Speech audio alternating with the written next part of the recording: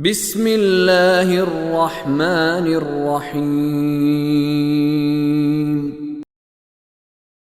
ان تقرضوا الله قرضا حسنا يضاعفه لكم ويغفر لكم والله شكور حليم عالم الغیب والشہادة العزیز الحکیم۔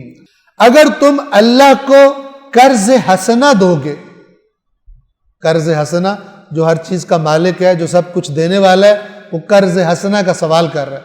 یہ ترغیب دینے کا ایک بہت خوبصورت انداز ہے۔ سب کچھ اس نے دیا ہو اور پھر کہ مجھے آج مثلا اگر تم اس میں سے کچھ قرض دے دو تو کئی گنا پلٹا کے دے دوں گا۔ اب اگر مجھے ایمان ہے کہ جو میرے پاس ہے وہ بھی اسی ذات نے دیا ہے تو پھر تو میں ہنس کے اس میں سے کچھ نہ کچھ دے دوں گا اس کو۔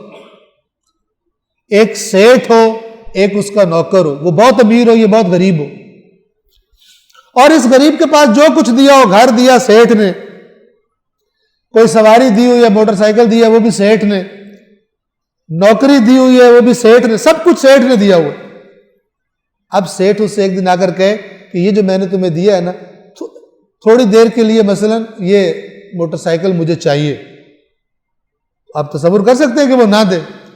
کتنا بڑا احمق ہوگا نہ دے، کیونکہ اس کا ایمان ہے کہ جس نے مجھے دیا اور اتنے پیسوں سے اس کے بینک بھرے پڑے ہیں، اگر میں دوں گا تو یہ کہہ رہا ہے میں تجھے اتنا پلٹاؤں گا کہ تو خوش ہو جائے گا۔ تو وہ تو بھاگ کے کہے گا موٹر سائیکل چاہیے، اور بھی کچھ چاہیے تو بتائیں، جو کچھ ہے آپ کا ہے۔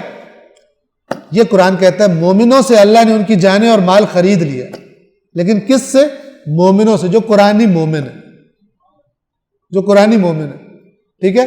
اور جو قرآنی مومن نہیں ہے وہ ان کے لیے، وہ پھر کسی نے بڑا خوب کہا کہ مسجد میں 100 روپے کا نوٹ بھی دیتے ہوئے بہت بڑا لگتا ہے، اور کسی شاپنگ مال میں جیب میں 1,00,000 روپیہ بھی ہو تو بھی تھوڑا لگتا ہے، کیونکہ وہاں پہ دنیا کے پیچھے ہوتے ہیں، چاہتے ہیں زیادہ ہو، پیسے زیادہ ہو ہمارے پاس۔ یہاں پر وَمَن يُوقَ شُحَّ نَفْسِهِ فَأُولَٰئِكَ هُمُ الْمُفْلِحُونَ، جو اپنے نفس کے بخل سے بچا لیا گیا، یہی لوگ کامیاب ہونے والے۔ اگر تم اللہ کو قرض حسنہ دو گے تو وہ تمہارے لیے اسے کئی گنا بڑھا دے گا اور تمہیں معاف بھی کر دے گا، ڈبل۔ ایک تو پیسے کئی گنا پلٹائے گا، اور دوسرا تمہارے اس قرض حسنہ، اس نیکی کے بدلے میں تمہارے گناہ بھی معاف کر دے۔ واللہ شکور، ایک ہوتا ہے شاکر، ایک ہے شکور۔ شکور ہے مبالغہ ہے، بہت زیادہ شکریہ ادا۔ کیا مطلب؟ آپ سمجھیں قدردانی کرنا۔ جو شکر گزار ہوتا ہے اصل میں وہ قدردان ہوتا ہے۔ نعمت کا شکر کون کرتا ہے؟ شکر گزاری یعنی قدردانی۔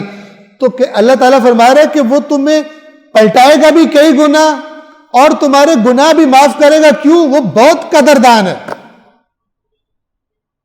تمہاری سوچ سے زیادہ قدردان ہے، علیم۔ اور یہ بھی مت سمجھنا کہ تم نے جو دیا وہ اللہ کو پتہ نہیں چلے گا، یا اللہ کے ریکارڈ میں سے غائب ہو جائے گی، کوئی چیز ڈیلیٹ ہو جائے گی۔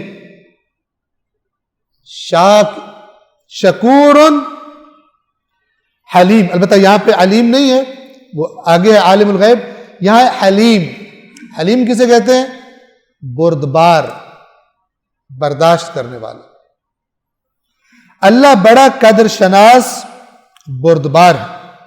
یہ قدر شناس آیا ہے کہ تمہیں کئی گنا بڑھا کے دے دے گا، اور بردبار آیا ہے کہ تم نے جو خرابیاں کی تھی انہیں برداشت کر لے اور تمہیں معاف کر دے، ورنہ چاہے تو وہ عذاب کر دے، تمہیں برداشت کر لے۔ حلیم، بردبار۔ عالم الغیب والشہادہ،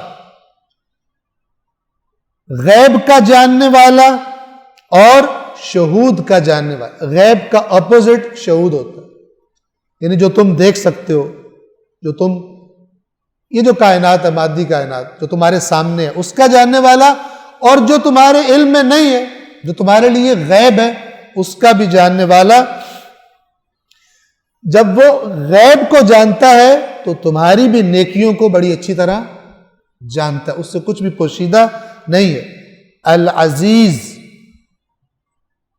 ایسا غالب آنے والا کہ جس پر کوئی غالب نہ آ سکے۔ اس کا ترجمہ بعض اوقات زبردست کر دیتے ہیں۔